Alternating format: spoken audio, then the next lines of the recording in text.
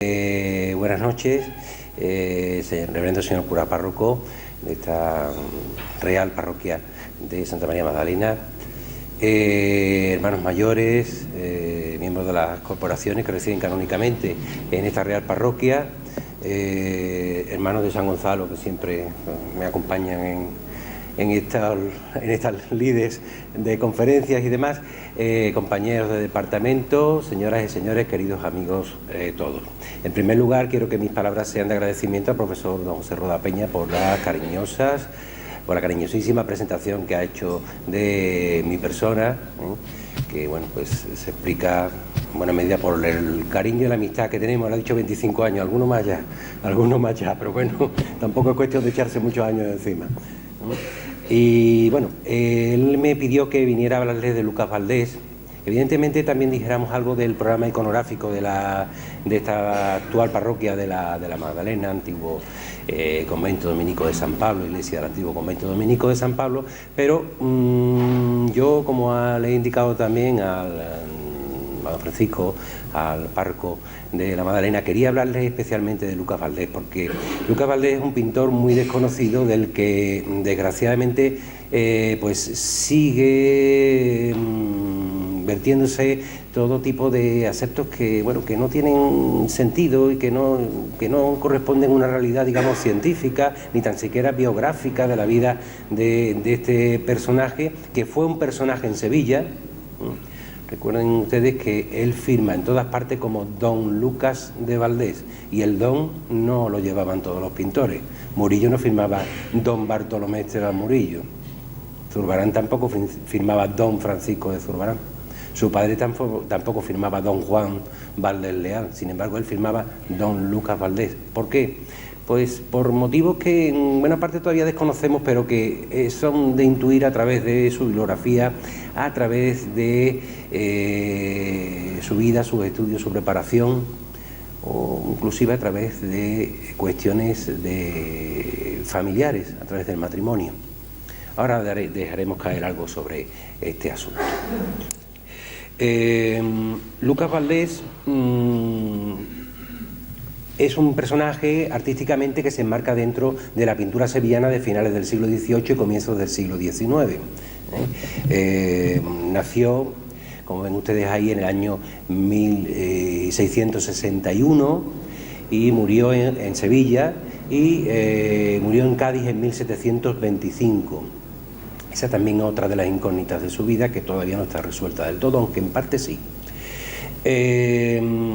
Este personaje, pues como hemos dicho anteriormente, se enmarca dentro del contexto de la pintura sevillana de finales del siglo XVII y de las primeras décadas del siglo XVIII. Su actividad en Sevilla, una vez fallecidos los grandes maestros de la segunda mitad del siglo XVII, fallecido Bartolomé Esteban Murillo en 1682, fallecido su padre en 1690, se conjuga dentro del grupo de los seguidores de los estilos de los maestros. Seguidores del estilo de Murillo hay bastantes y de buena calidad. Seguidores del estilo de Juan Valdés Leal, en rigor, solo hay uno, Lucas Valdés. Los demás no fueron fieles. Incluso hay una nómina de discípulos de Juan Valdés Leal que conocemos a través de las fuentes documentales, pero de los que no conocemos nada de su actividad artística. Conocemos referencias a través de documentos. Sabemos que son discípulos de Juan Valdés Leal, que están en su estudio, que se forman en su taller o en su obrador, como se ha puesto de moda últimamente decir. Pero no sabemos nada de su producción artística. Incluso pintores a los que se les dice que son discípulos de Valdés Leal, como Clemente Torres, y aquí lo tenemos, el gaditano Clemente Torres, aquí tenemos algunas pinturas que son perfectamente atribuibles a su estilo, no son puramente discípulos de Valdés Leal. Y otro al que se le atribuye esa condición, que es Matías de Arteaga, pues fue un pintor muy ecléctico, seguidor a veces del estilo más expresivo de Valdés Leal, pero seguidor en muchas ocasiones también del estilo diferenciado o de la influencia del gran maestro Bartolomé Esteban Murillo. También Matías de Arteaga es un pintor que necesita una seria reflexión sobre su estilo pictórico. En ello estamos empeñados en los últimos tiempos y espero que se traduzca pronto en una monografía también dedicada a este pintor Matías de Arteaga. Con respecto a Lucas Valdés, hay muchas incógnitas que desvelar todavía. Miren ustedes, en este libro que se publicó en el año 2003 hay 104 referencias documentales a Lucas Valdés. Y no me estoy refiriendo a firma de cuadros, referencias de documentos y de noticias que tenemos sobre su vida. Pues a pesar de tener 104, que bueno, que es un bagaje medianamente considerable de noticias vitales y de noticias artísticas de este pintor, pues sin embargo tenemos muchas dudas en lo referente a su obra, en lo referente a su trabajo. Y hay una cosa que a mí me llama mucho la atención de este pintor, no está aquí en estas imágenes, y es que tenemos escasísimos datos con respecto a su formación, tanto a su formación artística como a su formación intelectual.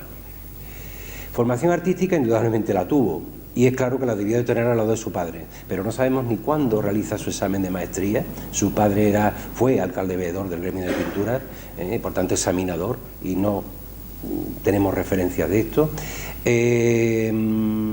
Hay algunas cuestiones que chocan un poco con el estilo de Valdés Leal y que sin embargo las practica Lucas Valdés y que nos hablan de una formación quizás algo diferenciada en algunos aspectos que la desconocemos, y después su formación intelectual, en la que más adelante vamos a abundar en su biografía.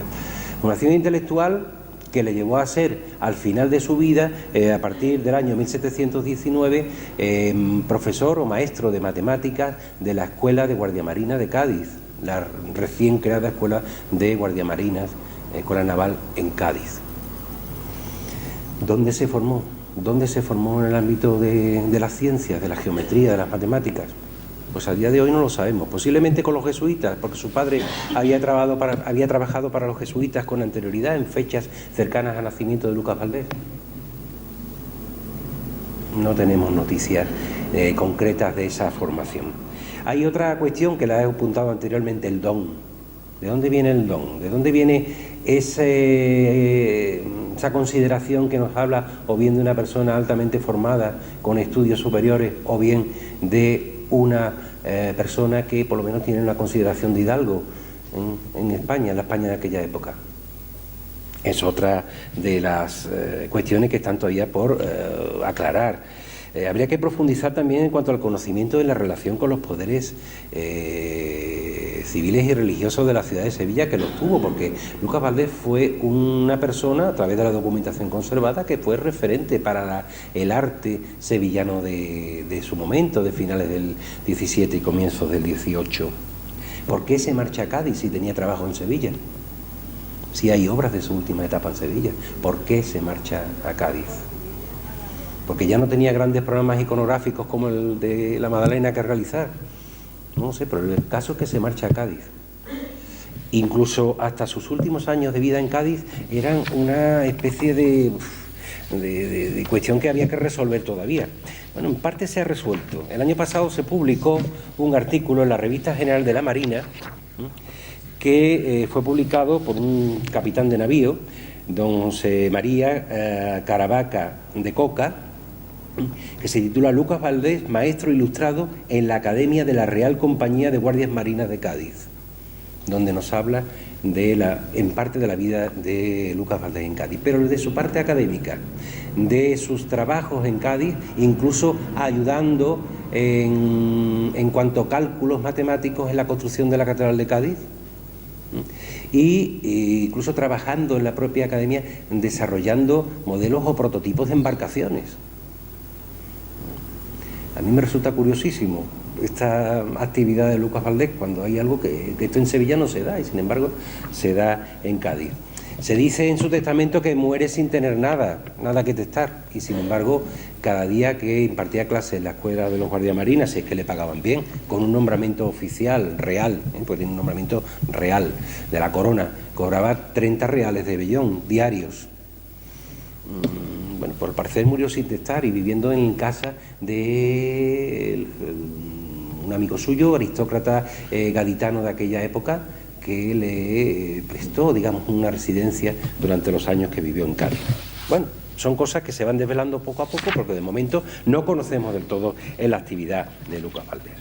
Como he dicho, Lucas Valdés es un artista, bueno, pues muy conocido, pero no reconocido. Digo reconocido a nivel artístico, porque siempre tiene el San Benito de ser el hijo de Juan Valdés Leal. Si ser el hijo de Juan Valdés Leal era pues algo maravilloso para un artista joven, puesto que su padre pues había alcanzado altas cotas de popularidad, gracias lógicamente a su trabajo, a su estilo plenamente barroco, fogoso, expresivo, dinámico, que caracteriza la pintura de Valdés Leal, que es un hombre reconocido en Sevilla por muchas lápidas, como estáis viendo, en San Esteban, la que conmemora su nacimiento, el lugar de su bautismo, la que conmemora su enterramiento en San Andrés. Incluso hay un retrato conocido de él, un grabado de Lucas Valdés, con su efigie. Eso demuestra que era un pintor conocido. Sin embargo, esto que debió de ayudar a Lucas Valdés, un padre alcalde también de la hermandad, del gremio de pintores, de la hermandad de San Lucas.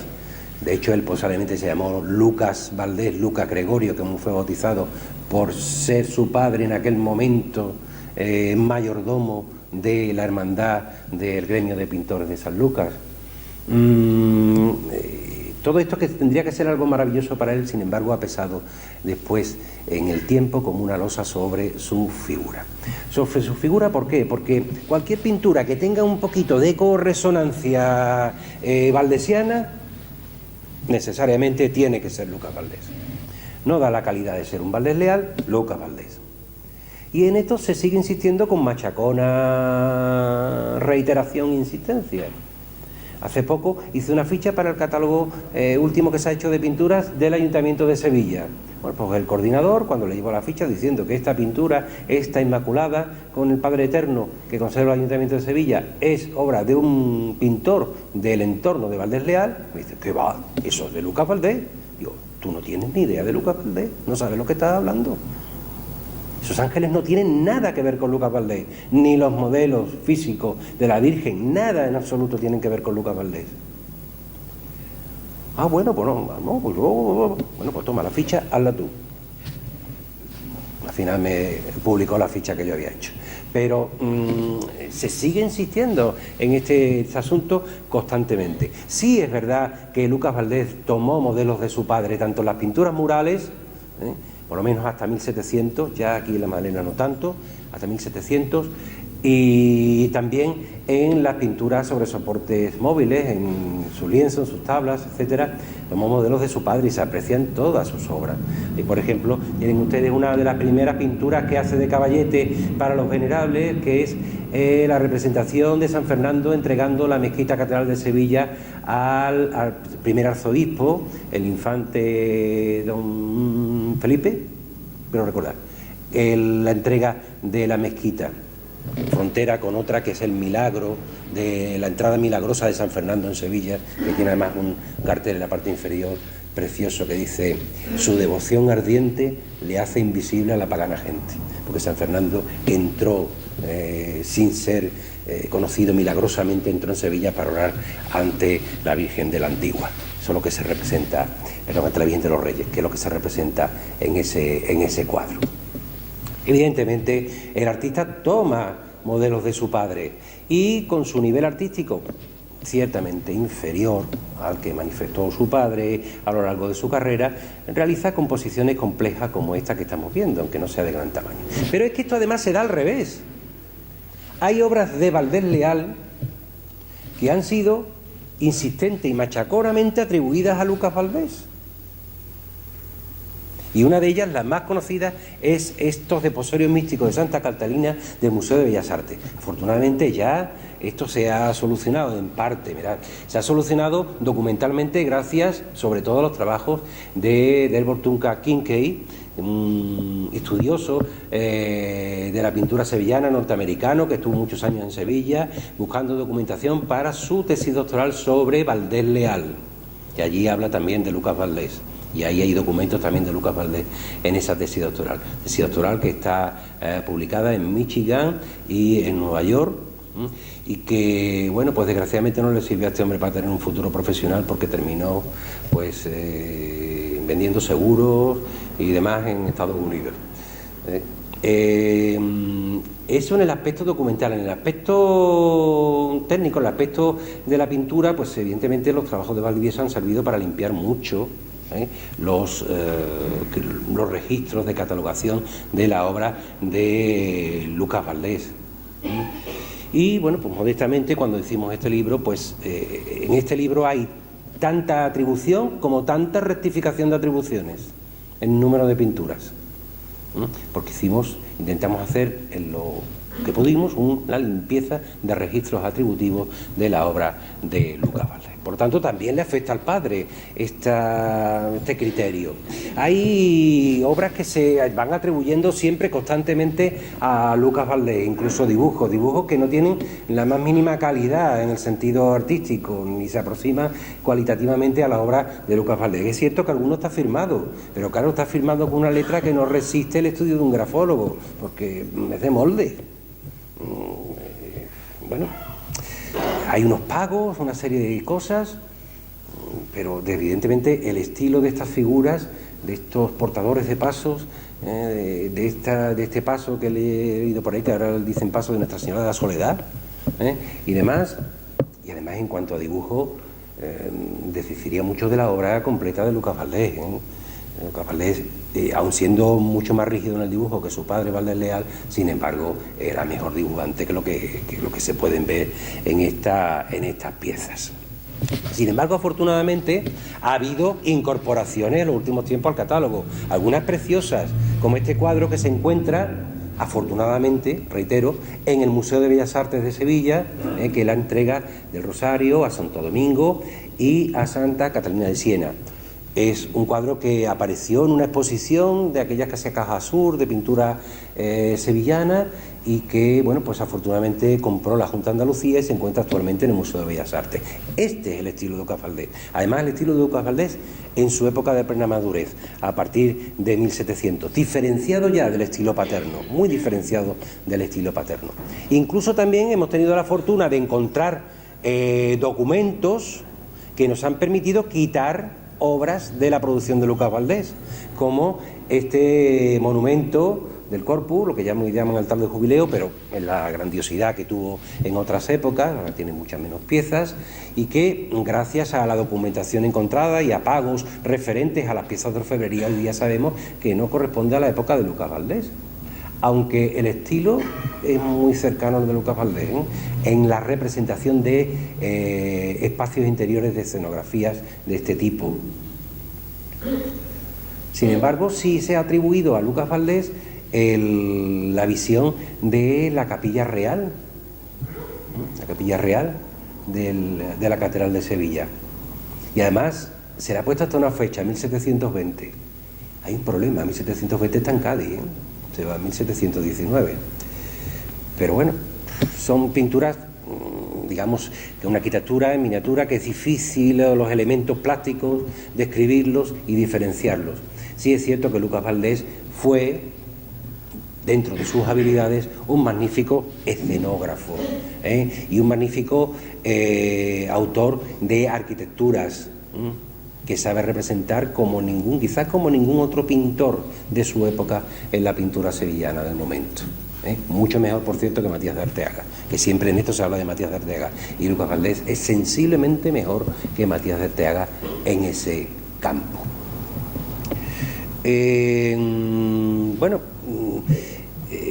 Vamos a hablar un poco de la biografía de Lucas Valdés. Ya digo que hay documentación bastante, sin embargo, muchas dudas sobre su vida. Hay tanta documentación que inclusive, fíjense, esa es la puerta de acceso del patio de los Venerables al interior de la iglesia. Pues en el archivo de los Venerables está el pago a Lucas Valdés del rótulo, así se dice, del rótulo, que es esa cartela con la inscripción que está en la parte superior, que dice: tu casa es mi asilo, Señor, Padre mío, o Dios mío, Es lo que dice esa inscripción, no recuerdo exactamente de memoria, pero es lo que dice. Y hay un pago a Lucas Valdés por esta cartela, por esta inscripción. Es decir, que como noticias tenemos bastante. Lucas Valdés nació en Sevilla en marzo de 1661. Su casa, la casa familiar, era frontera al Hospital de Amor de Dios. Fue el tercer hijo y el único varón del matrimonio entre Juan Valdés Leal y Isabel Morales Carrasquilla. Recibió el bautismo en la parroquia de San Martín el día 24 del mismo mes. Y se le bautizó con los nombres, como he dicho anteriormente, de Lucas Gregorio. En la callación de San Andrés vivió Lucas Valdés durante muchos años, evidentemente en la casa paterna y después, posteriormente, de contraer matrimonio. Pero también vivió en otras collaciones de Sevilla, en la de Santa Marina, en la de San Lorenzo, en la de San Vicente y en la de San Juan de la Palma, antes de que en el año 1719 marchara a Cádiz. Parece ser que desde la infancia Lucas Valdés pues, se pudo inclinar por el arte del dibujo, por el arte de la pintura, donde lógicamente pues, debió de aprender al lado de un maestro como era su padre, en el obrador de su padre, formándose en el taller junto con otros colaboradores. Aquí sí tengo la lista de esos colaboradores: Cristóbal Leandro, Cristóbal Pérez, Pedro de Barinelos o Juan de Neira. Esos aparecen como en la documentación como discípulos de Valdés Leal. Sin embargo, sabemos muy poquito de su obra. Y trabajando también en ese taller, como aprendiendo el arte de la pintura y del dibujo, con su hermana Luisa Rafaela, que sí se dedicó a las líneas artísticas, y María de la Concepción, que después profesaría como monja en el Real Monasterio de San Clemente. Sin embargo, posiblemente Valdés Leal quisiera para su hijo pues una formación científica muy superior a lo habitual en el mundo de los pintores de aquella época, muy superior. Y pues su hijo pues debió de adquirir esa formación, y de ser medianamente brillante en el campo de las matemáticas, el campo de la geometría, lo cual le ayudaría en el futuro, lógicamente, a levantar composiciones en altura, en perspectiva, en prospectiva o en cuadratura, que es como se le llama a estas composiciones decorativas en los templos situadas en altura. Y bueno, le serviría también lógicamente para ser después profesor de los guardiamarinas en las escuelas navales de Cádiz. Valdés Leal pintó para los jesuitas la vida de San Ignacio a partir de 1661. Pudo tener una relación con la compañía y esa compañía facilitar los estudios de su hijo. Si lo hizo, probablemente lo haría en el centro educativo más reconocido de los jesuitas en Sevilla, que fue el Colegio de San Hermenegildo. Pero bueno, no deja de ser una suposición. Lo que sí está claro es que la inclinación de Lucas Valdés por el mundo de la pintura pues le lleva desde muy joven a trabajar en empeños encargados a su padre, ¿no? Su padre pues trabaja en la ilustración del libro Fiesta de la Santa Iglesia Metropolitana y Patriarcal de Sevilla, para conmemorar la celebración de la canonización de San Fernando en el año 1671. Y Lucas Valdés, que tiene apenas 10-11 años, pues trabaja realizando, dibujando estos emblemas morales que acompañan a ese libro, como ilustraciones a ese libro, que posteriormente fueron grabados para el mismo. Debió de continuar su formación artística Lucas Valdés en el taller paterno, y debió pues de trabajar con su padre durante muchos años. Su padre, Valdés Leal, nos informa gestoso que hacia 1682 sufrió una apoplejía que le limitó en cuanto al trabajo. No quiere decir que dejara de trabajar, pero sí le debió limitar en cuanto al trabajo, con lo cual la actividad de su hijo en el taller debió de reforzarse y ser cada día más importante. Pero estamos hablando de 1682, con lo cual Lucas Valdés tiene 21 años. Probablemente ya ha realizado el examen de maestría. Probablemente ya lo ha realizado. ¿Cuándo? ¿Cómo? ¿Con quién? ¿Quién fueron sus examinadores? No lo sabemos. Sí es cierto que Lucas Valdés debió de trabajar intensamente en el taller de su padre durante estos años. También en 1682, el 6 de noviembre, se firmó el expediente eclesiástico de matrimonio de Lucas Valdés con Francisca María Rivas y Sandoval, mujer de unos 20 años, hija del escultor Francisco Dionisio de Rivas. Favorece este matrimonio la relación de amistad y colaboración personal del difunto entonces escultor, fallecido en 1679, con Valdés Leal en diversos trabajos. El 17 del mismo mes se confirman las dotes matrimoniales otorgadas por la madre de la contrayente, doña Laura de Trujillo, viuda y segunda esposa de Francisco Dionisio de Rivas, ante el escribano Bernardo García. El día 18 de noviembre de 1682 se celebra el matrimonio en la iglesia de San Martín. Indiquemos que doña Laura de Trujillo fue hija del capitán Pedro Moreno, que años más tarde moriría en Lima. Este fue un personaje de cierta relevancia de Alcurnia, conocido, y que posiblemente tuviese esa condición de hidalguía y quizás llegara a Lucas Valdés por ese camino, pero eso es muy extraño. Posiblemente sería su formación la que le diera ese don, ese tratamiento especial a Lucas Valdés. Toda la década de los 80 trabaja Lucas Valdés con su padre, especialmente en la decoración de la iglesia del Hospital de los Venerables en diversos trabajos. Llegan a los Venerables en 1686, está por escrito. Vino Valdés Leal acompañado de su hijo Don Lucas Valdés.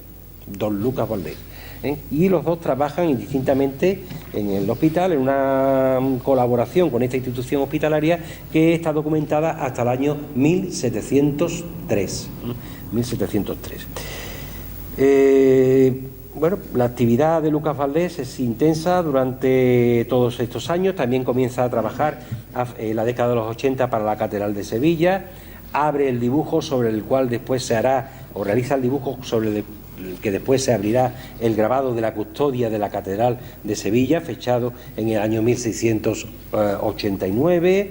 Por tanto, tiene ya relación con el Cabildo Catedralicio, que es el comitente más importante en obras de arte en toda la ciudad. Y eso es un dato importante, dato a tener en cuenta. También a finales de la década de los 80 está obligado notarialmente, a través por la imposibilidad de su padre, por la enfermedad de su padre, a terminar las pinturas decorativas del monasterio de San Clemente, donde había profesado su hermana María de la Concepción. Y pudo terminar también estas pinturas encomendadas inicialmente a su padre. Lucas Valdés y Francisca de Rivas tuvieron una prole no muy extensa. Juan Francisco Cipriano, bautizado el 28 de septiembre de 1684 en la parroquia de Santa Marina.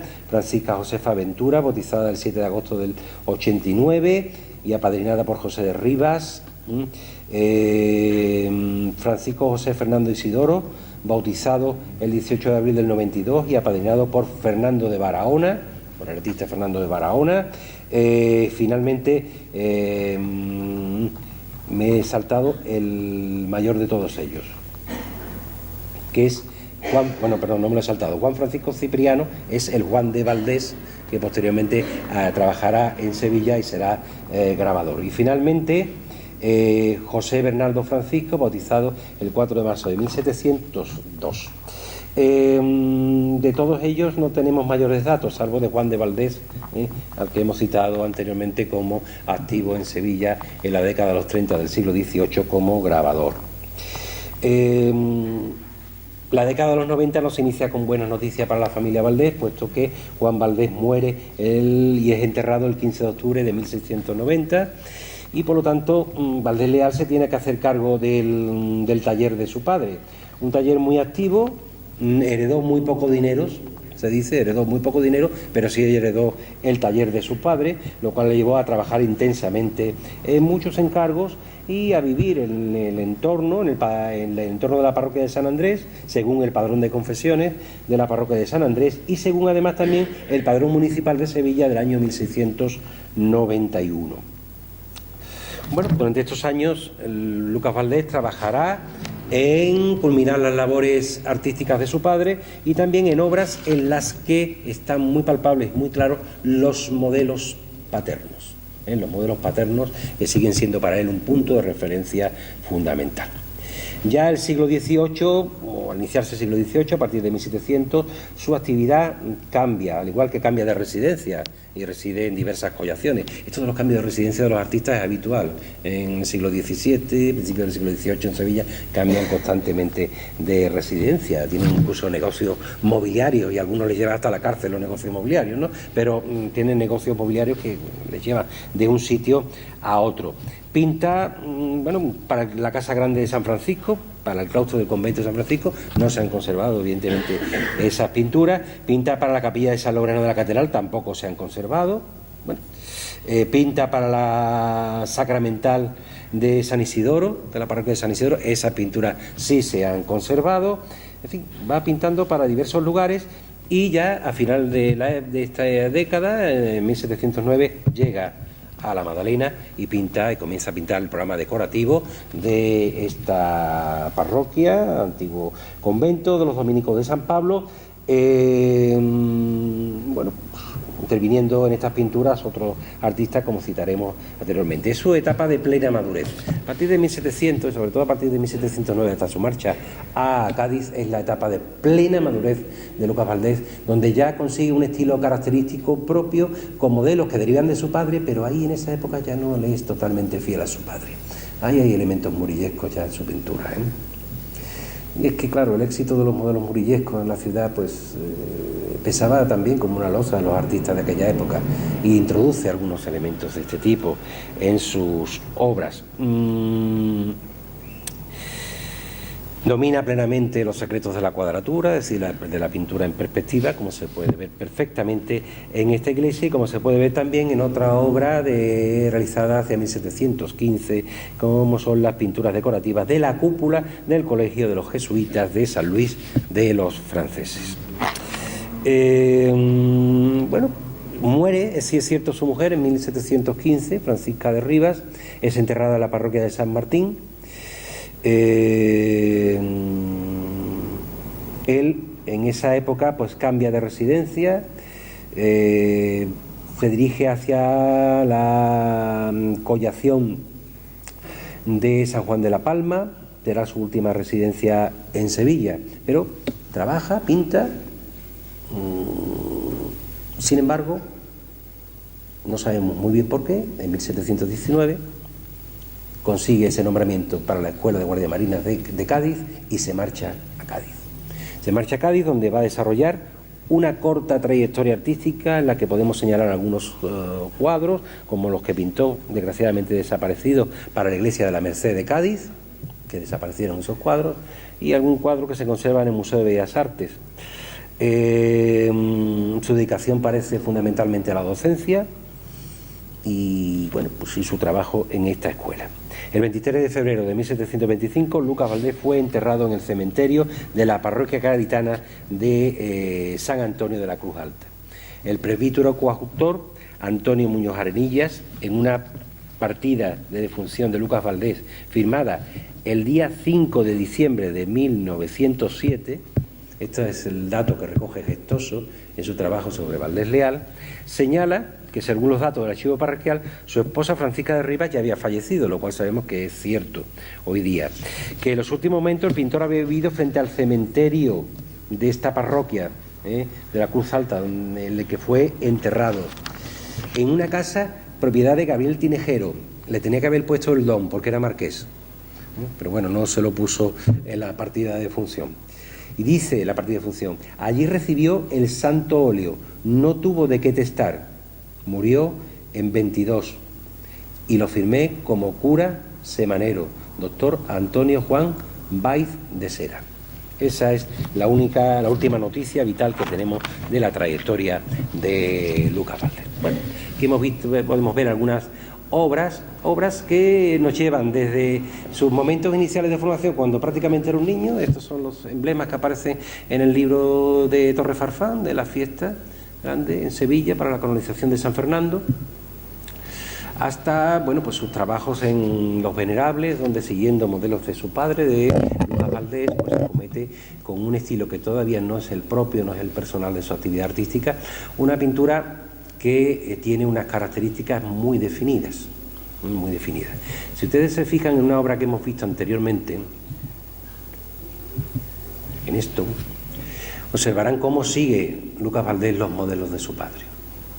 Este es un dibujo del testero, de los pies, de la decoración de los venerables, y al lado la pintura la hace Lucas Valdés, el dibujo es de Juan Valdés Leal. Cómo sigue fielmente los modelos trazados por su padre. Desgraciadamente no puedo traer una imagen mejor de esa pintura que representa un medallón portado por ángeles, donde aparece la figura de Cristo. En el otro lateral de ese arco del testero está la Virgen. No puedo traer una imagen mejor porque, bueno, pues como los venerables colocaron ese inmenso órgano que no tiene nada que ver con el tamaño, las dimensiones y las proporciones de esa iglesia, pues taparon estas pinturas. Pero bueno, sí es un claro ejemplo de cómo sigue esos modelos paternos. Hay muchísimos más. Por lo tanto, la formación artística parece clara. ¿Qué ocurre? Pues ocurren muchas cosas. Mira, vamos a hablar del estilo de Lucas Valdés. El estilo de Lucas Valdés, en primer lugar, hay que alabarlo por su diversidad. Lucas Valdés es un pintor que nos ha dejado buenos y estimables dibujos, que nos ha dejado casi siempre aguadas, que nos ha dejado grabados, porque fue grabador también, personalmente fue grabador, no de una extraordinaria calidad, pero un grabador medianamente estimable. Fue pintor sobre soportes móviles, pero pintó sobre tablas, sobre lienzos, sobre mármol. La Venerable pintó sobre mármol. Y además es pintor de pinturas murales decorativas sobre el soporte parietal, sobre el muro, con un gran dominio de la perspectiva y de la cuadratura, como le llaman los italianos, la técnica de la pintura en perspectiva. Por lo tanto, es un pintor de una tremenda diversidad técnica. Esto no está al alcance de todos los pintores sevillanos de su época, y esto es una cuestión que hay que alabar. Como hemos dicho, es el único discípulo de Juan Valdés Leal. Es difícil hacer periodización de su trabajo, sobre todo en la primera época, la época en la que tiene más influencia de su padre, ¿no? Porque su estilo es muy uniforme, Un estilo que se basa en un dibujo muy marcado en las formas, no tiene esa agilidad en el dibujo que caracteriza a su padre, ni muchísimo menos. Y por una pintura cromáticamente intensa, pero fría en los tonos, y que carece de la fogosidad, del estilo expresionista, del estilo atrevido y valiente de su padre. Es una pintura mucho más rígida, tanto en el dibujo y mucho más fría en el color. Rígida en el dibujo y fría en el color. Sin embargo, eso no va en detrimento, es su estilo personal. Un estilo personal que evoluciona. Tiene una primera etapa para mí que es la que trabaja al lado de su padre, que va desde un hipotético examen de maestría hasta la muerte de su padre en 1690. Tiene una segunda etapa artística, Lucas Valdés, en la que trabaja fundamentalmente siguiendo modelos paternos, que iría de 1690 hasta 1700. 1700 significa, digamos, la plena madurez artística de Lucas Valdés. De 1700 a 1719 podemos hablar de esa plena madurez artística, donde alcanza un estilo personal y diferenciado que se puede ver perfectamente en las decoraciones murales de esta iglesia. Y aquí, pues, en la misma bóveda de este sotocoro, pues tenemos claros ejemplos de cómo es su estilo. Un estilo rígido, por decirlo en el dibujo, frío en el colorido, convencional también en el sentido expresivo. Pero esto que parece detrimento, es detrimento porque siempre lo comparamos con su padre. ¿Qué es el problema? Es que siempre lo comparamos con su padre. Claro, su padre fue un genio de la pintura barroca. No hay que atacar tanto a Lucas Valdés. Lucas Valdés tiene una calidad artística mediana, pero estimable, y sobre todo una diversidad en cuanto a su trabajo que es realmente sorprendente. Aún así, se caracteriza su estilo a lo largo de toda su trayectoria por la uniformidad. Vamos a ir viendo imágenes y vamos a ir viendo la evolución de la pintura de Lucas Valdés con rapidez. Bueno, aquí este es un dibujo que hace para la Catedral de Sevilla, es el dibujo del monumento de Semana Santa, un monumento que realiza en 1686, si mal no recuerdo, la datación, y que, bueno, no es el que sirve después para realizar el famoso grabado del siglo XVIII del monumento de la Semana Santa, pero sí en él se demuestra su calidad como prospectivo, su calidad como dibujante y su calidad también en cuanto a las proporciones de la estructura, lo cual refleja tanto en el alzado de la misma como en los dibujos que se sitúan aquí en la parte inferior, donde vemos la planta y el análisis de los elementos estructurales del mismo monumento. Esto ya lo hemos visto, y evidentemente, hablando de Lucas Valdés, pues su calidad como pintor en perspectiva con la cúpula de esta iglesia de la Magdalena, que es una imagen en blanco y negro, porque tiene mucha calidad, mucha mejor calidad que todas las que tengo en color. Por eso la traigo en blanco y negro y que forma parte integrante del programa iconográfico de la Magdalena. La pintura de Lucas Valdés debemos de iniciarla hacia 1686 su catálogo, pues con las pinturas, vamos a hablar primero de las pinturas murales, las que realiza para la iglesia del Hospital de los Venerables, la iglesia dedicada a San Fernando, el primer templo que se dedica a San Fernando en Sevilla. Siguiendo los modelos paternos, trabaja intensamente en la decoración de los muros de esta iglesia.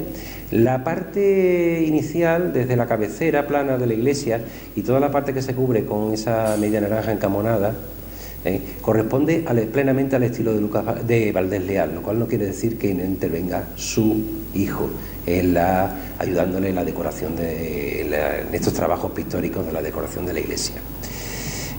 Son pinturas realizadas al temple con tocos de óleo, que es como trabaja siempre Lucas Valdés. Lucas Valdés no es un fresquista, no trabaja la técnica del fresco.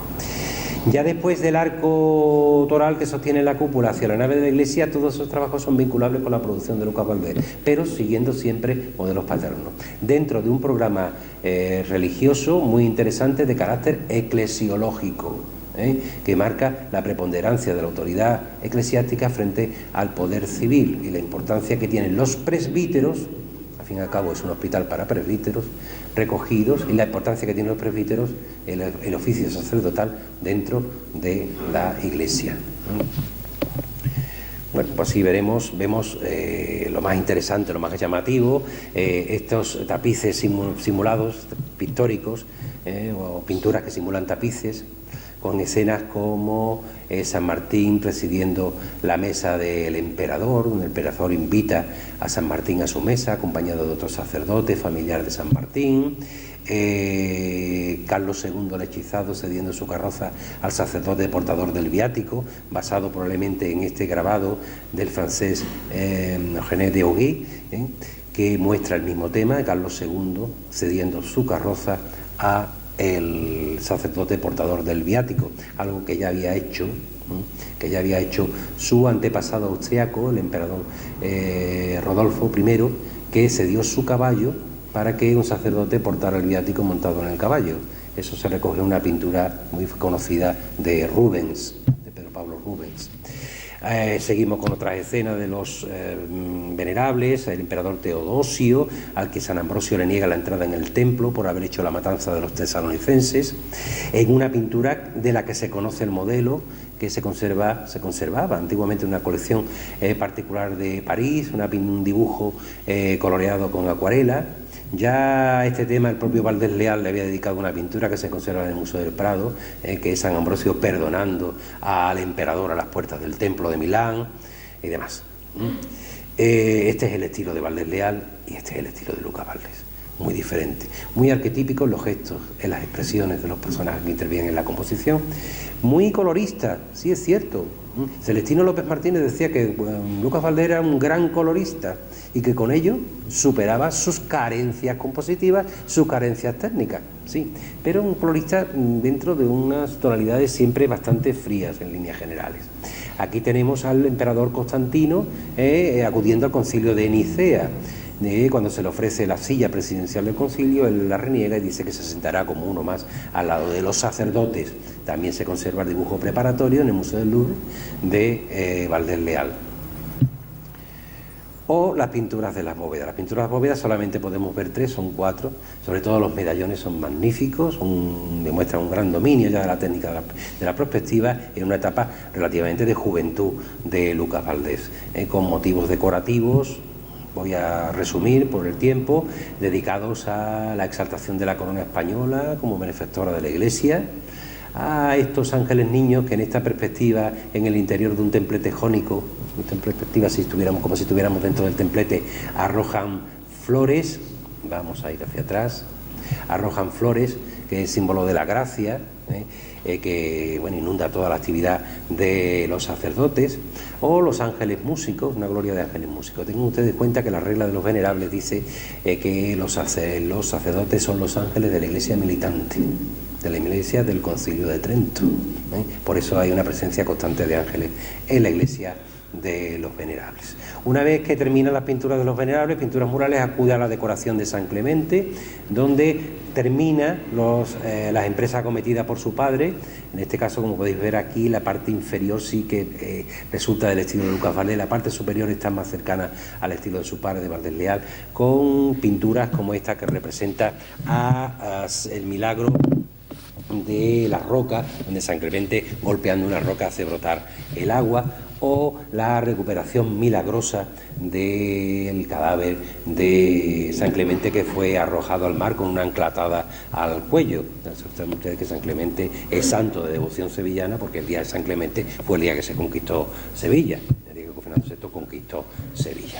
En este camino, a través de las pinturas murales, pues llegaríamos seguidamente, eliminando las que no se conservan, que son anteriores, que hemos citado anteriormente en el claustro de San Francisco, en la capilla de San Laureano de la Catedral de Sevilla. Llegaríamos ya a la iglesia de la Magdalena, donde, bueno, pues con esta capacidad para mostrarnos arquitectura fingida y con esta capacidad para la cuadratura, para las escenas en perspectiva, Lucas Valdés va a pintar una serie de escenas de glorificación del triunfo de la Orden de Santo Domingo, una orden de Santo Domingo que con sus principales factotum, como son Santo Domingo y Santo Tomás de Aquino, presencia el triunfo de la fe en el centro, con unos temas ovales en los ángulos que nos hablan de los 4 partes del mundo conocidas hasta entonces, de los continentes, en los que además era efectiva la presencia de los miembros de la Orden de Santo Domingo.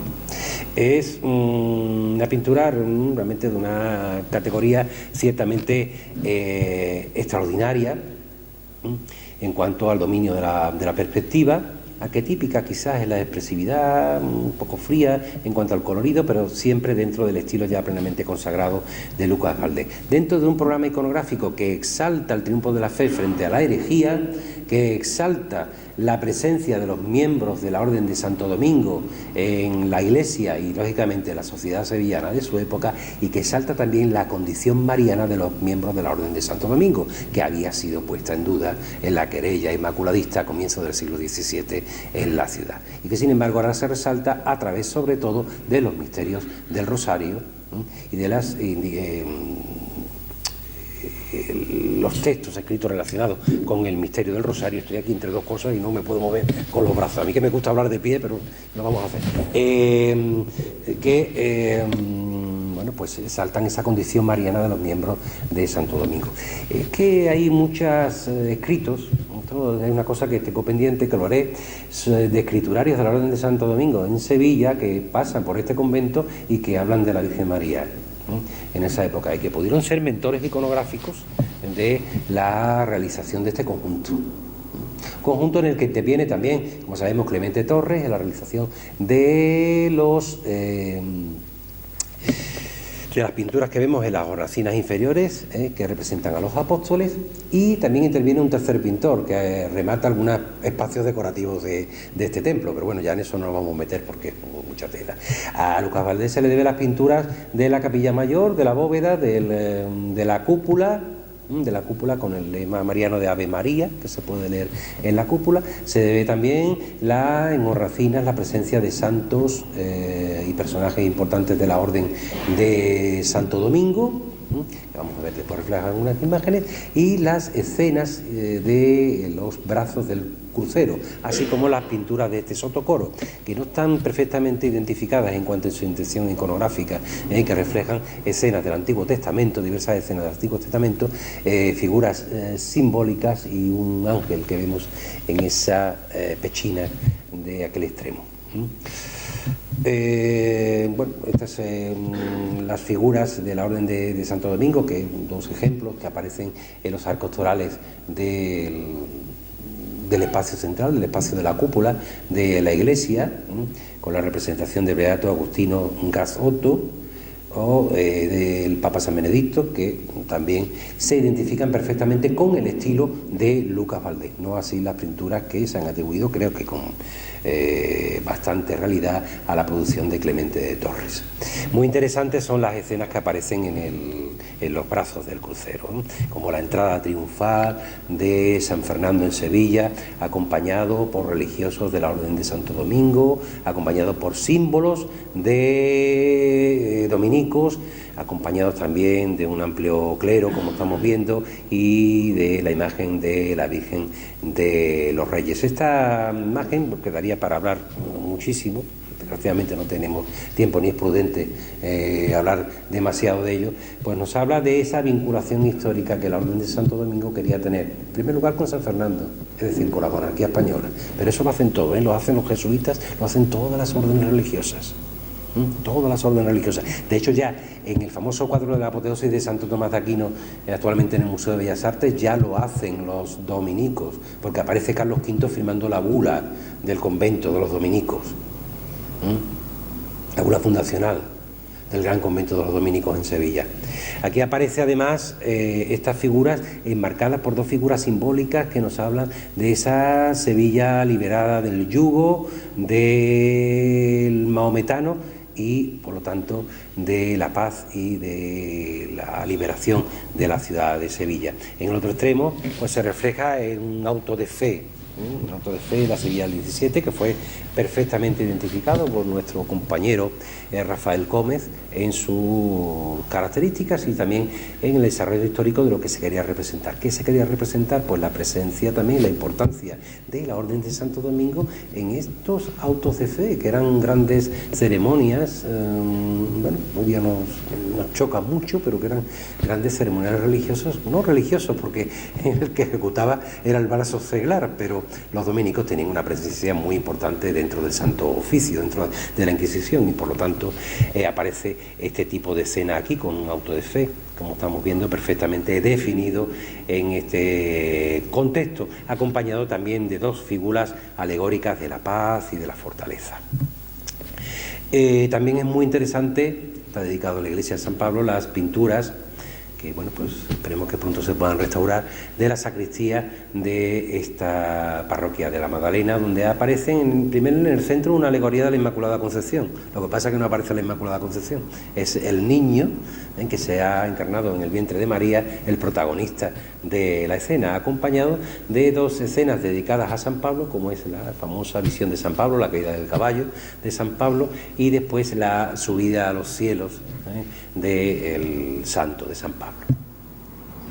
Una de las imágenes que más importancia tiene en esta iglesia de la producción de Lucas Valdés en esta época, también ha pasado a ser una de las más reconocidas, sin embargo artísticamente creo que no es de las mejores de Lucas Valdés, es la representación de la famosa batalla de Lepanto, que en el fondo pues es una exaltación mariana del rezo del Santo Rosario dominico con el Papa Pío V a los pies de la Virgen, en el momento en el que se lleva a cabo esta famosa batalla, que bueno, pues en el que las tropas pues se buscaron a la Virgen para el triunfo final, y el final que se lleva a cabo. Es una pintura un poco arquetípica, puesto que evidentemente bebe en fuentes grabadas, sobre todo para la descripción de la escena de la parte inferior, pero sí es verdad que es una pintura muy animada y muy poco usual en la pintura sevillana de esta época, y creo que es su gran valor. También en las pinturas murales pues hay que hablar de las pinturas del programa eucarístico que decoran la cúpula de San Luis de los Franceses a partir de 1715, ángeles que portan símbolos eucarísticos, con gran dominio de la perspectiva también en el trabajo de Lucas Valdés, pero no de la calidad que vemos ahí en la bóveda de la capilla mayor de la iglesia de la Magdalena. No se pueden comparar, son inferiores en cuanto a calidad. Y ya finalmente vamos a hablar de muy rápidamente de la obra sobre soportes móviles, de las tablas, de los lienzos de Lucas Valdés. La mejor pintura de Lucas Valdés la hizo en la época de su padre, y es este San Fernando, en la época de su padre, quizás ya después de haber fallecido su padre. Este San Fernando que corona el retablo de los venerables.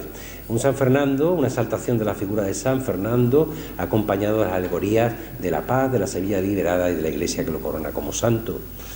En un modelo que debió de partir de las ideas de su padre. Nunca fue tan afortunado Lucas Valdés en la composición como en este cuadro. Y bueno, es una de sus obras fundamentales que hay que cifrar aproximadamente en esa etapa, en esa década entre 1790 y 1700. De hecho, en el inventario de pinturas de los venerables de 1700 ya figura esta pintura, y además en su misma ubicación, en el altar mayor. El altar mayor después se cambió en el siglo XIX, pero la pintura se ubicó en el mismo sitio del altar mayor, acompañada actualmente de dos cuadros de Virgilio Mattoni, de dos representaciones de Virgilio Mattoni. De esta misma época es también la Santa Gertrudis la Magna, como dice siempre nuestro compañero Juan Miguel González, Santa Gertrudis la Magna, que se encuentra en el convento de San Clemente de Sevilla. Es Santa Gertrudis por recibiendo inspiración para sus escritos místicos.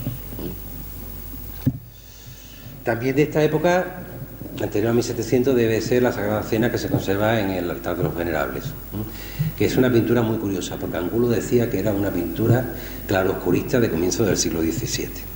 No, se sabe que es Lucas Valdés, no solamente por los modelos físicos, no solamente por las características artísticas que nos hablan claramente de Lucas Valdés, sino también por los inventarios de la Caridad, donde esta pintura está en la época en la que Lucas Valdés está trabajando, la Caridad, en los venerables, en la época en la que Lucas Valdés está trabajando allí. Es una pintura también de exaltación de la condición sacerdotal, puesto que Dios Padre porta la tiara con el Espíritu Santo en la parte superior, la tiara papal, y casi está pues dando autoridad, no autoridad porque Cristo es su Hijo, pero concediendo autoridad a lo que hacen después los sacerdotes como Cristo en la mesa de altar, que es la transubstanciación del cuerpo y la sangre de Cristo. Es lo que quiere reflejarse en esto. Es que los venerables es todo un programa de carácter eclesiológico completo.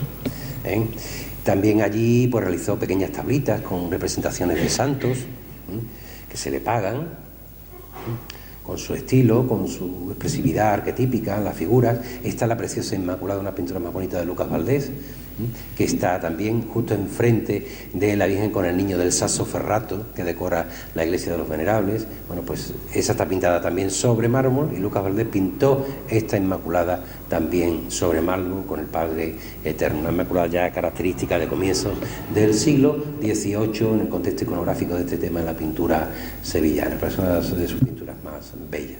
También en esta época, esta está firmada, por eso lo sabemos, realiza pinturas de carácter histórico, casi mitológico, prehistóricas, que es Alejandro Magno ante Apeles, o Apeles ante Alejandro, mostrándole el retrato de Campespe, de uno de sus amantes. En este contexto arquitectónico un poquito fallido, no es de las mejores arquitecturas de Lucas Valdés. Sin embargo, sí son de las mejores las que hace en esta presentación del niño al templo, que figura en la escalera de los venerables, que hay que datar también en torno a estas mismas fechas, ya en torno a 1700, cuando la pintura de de Lucas Valdés comienza a adquirir una mayor personalidad.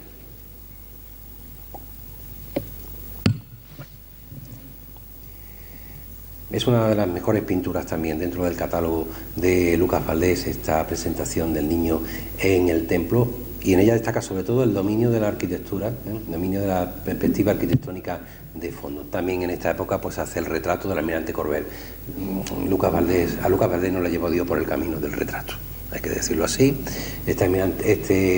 Don Pedro Corbel fue uno de los grandes mecenas de los venerables, pero bueno, pues no es especialmente una de las obras más brillantes de este artista. Sí son muy brillantes por su carácter descriptivo la serie de los milagros que a partir de 1700 hace de San Francisco de Paula para los mínimos de Sevilla.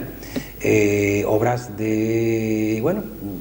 sino de una gran calidad artística, sí de un carácter descriptivo muy interesante, porque va narrando toda una serie de milagros que protagoniza el santo, en vida o después de muerto, y sin ningún orden especial. Este es el milagro de la caldera en el convento de Paterno, donde sale ardiendo una caldera de cal, y para salvar a uno de los trabajadores se introduce uno de los mínimos, no San Francisco de Paula, que ya había muerto, con una estampa del santo y logra salvar. Este es el milagro del báculo, donde de una piedra saca agua para los trabajadores del convento de Paterno, la división del moral, un moral que estaba en el camino y que era fuente de conflicto entre los nobles del lugar, y San Francisco de Paula lo divide en dos. La navegación milagrosa del estrecho de Mesina, donde unos marineros se salvan de una gran tormenta en el Mediterráneo por intercesión de San Francisco de Paula.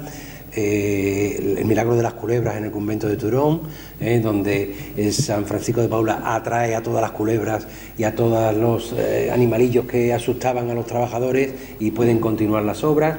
La quema del cadáver de San Francisco de Paula por los hugonotes. Y bueno, pues finalmente las pinturas más conocidas del ciclo, que es el retrato milagroso de San Francisco de Paula. Sufre un accidente, un ataque, el pintor no puede terminar el retrato y baja un ángel para pintarlo según el verdadero retrato de San Francisco de Paula grabado, y la intercesión de San Francisco de Paula para detener el terremoto. Todas estas pinturas se encuentran actualmente en el Museo de Bellas Artes de Sevilla y todas tienen esa datación en torno a 1700. Un poco posteriores, en torno a 1703, deben ser de las pinturas para el programa sacramental de San Isidoro.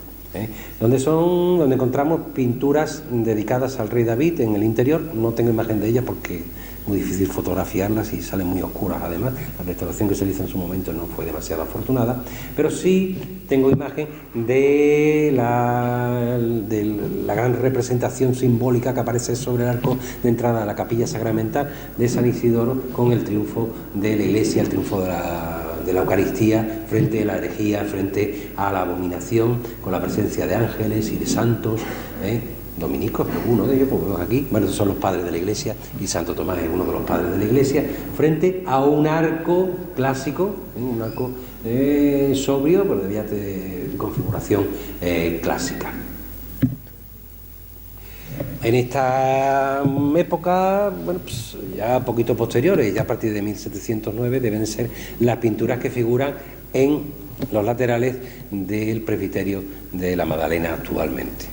David tocando el arpa entre el Arca de la Alianza, figurando en el cortejo del Arca de la Alianza. Ya saben ustedes, el Arca de la Alianza solamente la pueden tocar los sacerdotes hebraicos, porque si no cae fulminado, muerto, fulminado. O la construcción del templo de Jerusalén, la reconstrucción del templo de Jerusalén, su entrega con ofrendas en la época del profeta Ageo, como figura además en las inscripciones que están en la parte inferior de los lienzos, en esos maravillosos marcos, por Dios, esos marcos hay que conservarlos como sea. Estos cuadros antes les daban unas nominaciones que yo, cuando llegué a verlo esto, la época que estaba trabajando, viendo las pinturas de Lucas Valdés, digo, pero que hablan los libros si está aquí. Sí, es que es la inscripción por lo que dice, lo que es el cuadro, lo que representa el cuadro, ¿no? Bueno, pues nuevamente hoy día tenemos esos temas. Ya también a partir de 1710 pues se fechan los cuadros de perspectivas arquitectónicas, como el sepulcro de la Cartuja, en el que, bueno, pues vemos la configuración entonces de cómo era esta capilla con el sepulcro de los Rivera en la Cartuja. Por eso, por esta pintura y por esa adaptación que tiene esta pintura, porque está firmada en 1710, se le atribuía la pintura del monumento eucarístico de la catedral, del gran altar, del jubileo, como lo llamamos actualmente, de la catedral, y se le atribuía también la pintura de la capilla real.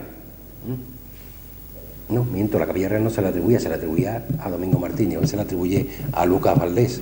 Pero bueno, repetir que se la atribuye en 1720, y Lucas Valdés en 1720 no está en Sevilla, por lo tanto es complicado esta atribución. Hay una pintura también que debe ser de esta época, que está en pésimo estado de conservación, y que yo animaría a mi amigo José María Pedernal, como hermano mayor de la amargura, a que restaurara, porque está en la capilla sacramental de San Juan de la Palma. Juan Valdés Leal fue hermano de la hermandad sacramental de San Juan de la Palma. Puede ser que Lucas Valdés también lo fuera, porque Lucas Valdés iba cogiendo todas las hermandades de su padre. Fue hermano también de la Caridad, de la Hermandad de la Caridad. Bueno, pues esta recogida del Maná, que se encuentra allí, que está en pésimo estado de conservación, pues sería una de las obras más interesantes del trabajo de Lucas Valdés, y en las que hay ya cierta influencia murillesca, en algunos tipos. Esta obra la descubrió don José Guerrero Lobillo, un trabajo que hizo sobre la pintura sevillana del siglo XVIII. Son 3 obras que se conservan en una colección particular de Barcelona. No tengo imágenes actuales de ellas, no sé dónde están. Representaba la historia de Sansón. Aquí vemos a Sansón destruyendo el templo. Es una de las 3 pinturas que son fechables aproximadamente también hacia 1710. Lo mismo que ocurre como con una galería de pinturas como esta alegoría de la Eucaristía que está en la iglesia de San Pedro de Sevilla. Una pintura discreta dentro de la labor de Lucas Valdés, pero muy interesante por ese carácter alegórico. Lucas Valdés también en las iconografías que pinta tiene una diversidad tremenda, pinta alegorías, escenas históricas, escenas del Antiguo Testamento, del Nuevo Testamento, escenas mitológicas. Tiene de verdad una diversidad iconográfica tremenda en toda su producción, o la famosa alegoría de los 2 caminos de la vida, cuadro que por sí solo daría también para una conferencia, puesto que toda la iconografía que en él se encierra no está del todo descifrada, descifrada por lo menos con claridad. Parece indicar los 2 caminos que la vida puede tomar el hombre, hacia el bien, hacia el mal, en el que te viene evidentemente la religión, la ciencia, en fin, una pintura realmente compleja. También en estos años hay pinturas como esta coronación de la Virgen, de interesante factura, pero mediana dentro de la producción de Lucas Valdés. Esta Virgen del Rosario, que publicamos hace muchos años, que se encuentra en la Casa del Greco en Toledo, en el Museo Casa del Greco en Toledo, que es muy interesante, porque tiene todos los misterios del Rosario en torno a la presencia de la Virgen con el niño, bastante murillesca también en la disposición de figuras. La Asunción de la Virgen del Pozo Santo, que también es uno de sus trabajos más personales en esta época, con un estilo ya muy diferenciado del de su padre, tanto en la fisonomía de los ángeles, con la misma fisonomía de la Virgen. Hay ya un carácter más ecléctico en su obra en cuanto a las influencias, y lo murillesco también pesa bastante en su trabajo durante esta etapa, o la imposición del palio a San Isidoro de la Catedral de Sevilla, que también es muy interesante. No tengo una buena imagen en color de esta pintura, y que refleja ya un estilo propio y personal.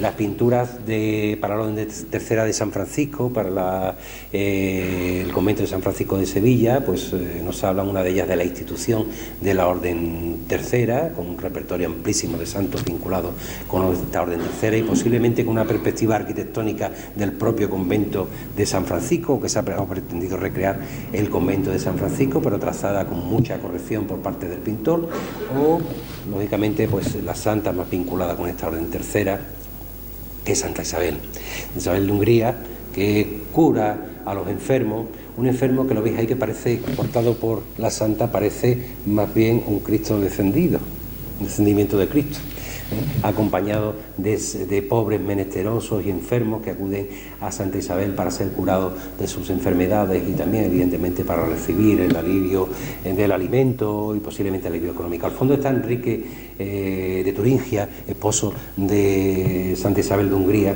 que estaba harto de que su mujer metiese a leprosos en su cama, pero tan harto que acudió con un puñal a acuchillar a uno de esos leprosos, y cuando abrió la sábana, abrió lo que cubría a este personaje, encontró a Cristo crucificado. Es un milagro que también se atribuye a esta santa, a Santa Isabel de Hungría, en un contexto arquitectónico muy rico en cuanto a no solo a la arquitectura, sino también a la riqueza de los materiales empleados en esta arquitectura. De su época gaditana sabemos muy poco.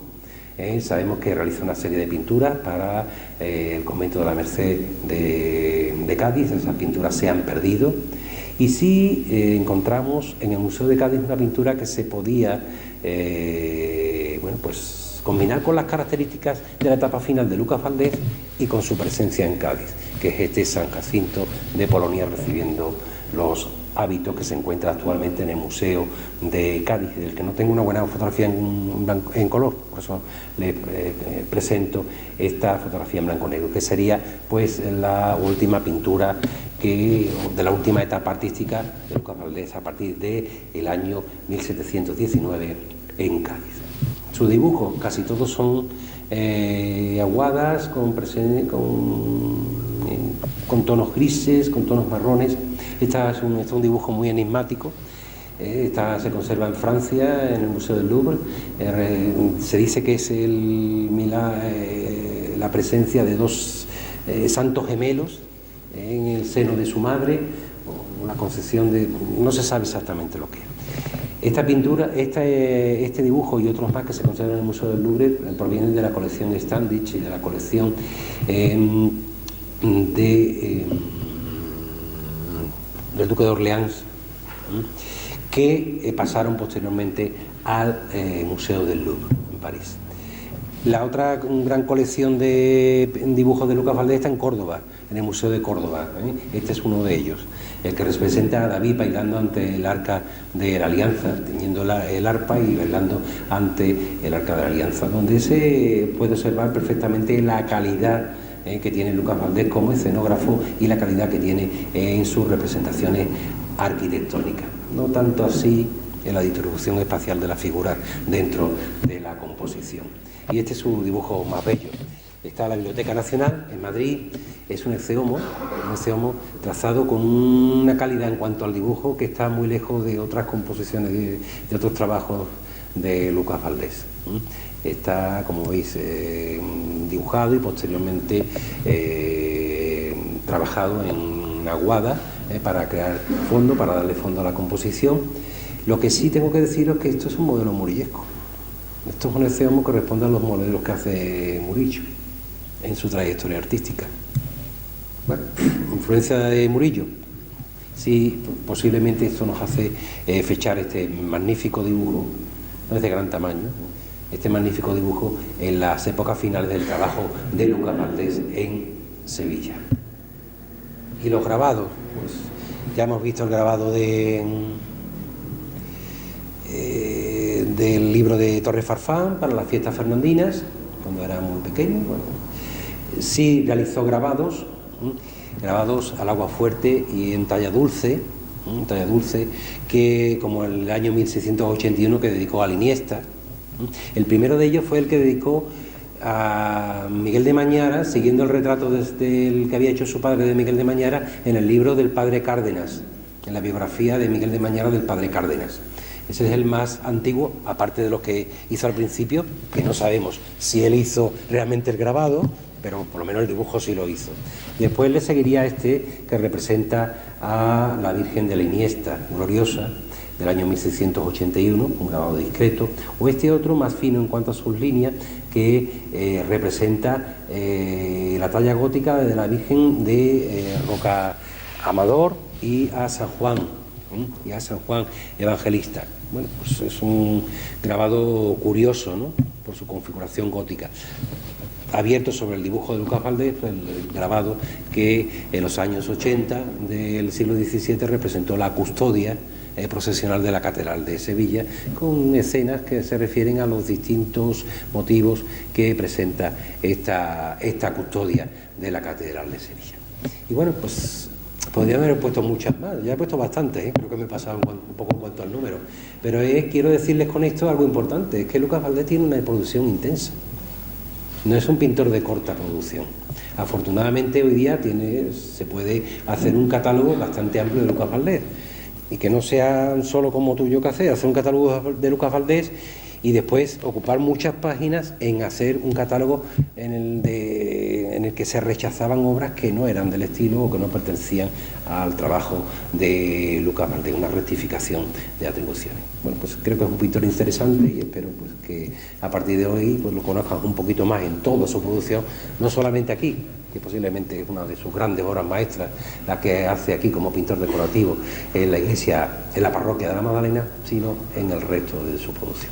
Nada más, muchísimas gracias por su atención.